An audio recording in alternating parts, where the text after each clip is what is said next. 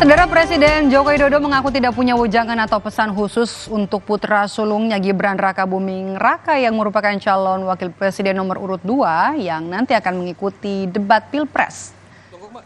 Tak banyak kalimat yang terlontar dari Presiden Jokowi saat ditanya wartawan pesan apa saja yang disampaikan kepada putra sulungnya Gibran yang akan ikut debat pada malam nanti. Jokowi malah bercerita ia bahkan belum pernah lagi bertemu dengan Gibran. Menurut rencana, Jokowi akan menyaksikan debat Cawapres di kediamannya dan juga berharap debat akan berlangsung ramai.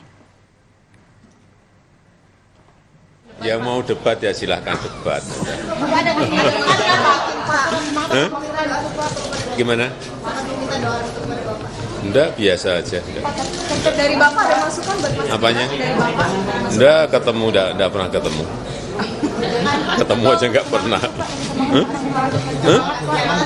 Apanya? Enggak, jangan apa sih? Debat ya debat itu aja. Di Solo ya Pak? Mana Pak? Apanya? Nontonnya? Nontonnya di rumah. Ya bisa di Jakarta, bisa di Bogor, bisa di Solo. Kasusnya sebenarnya harapan nanti debat apa Pak? Ya harapannya debatnya rame. Terima kasih.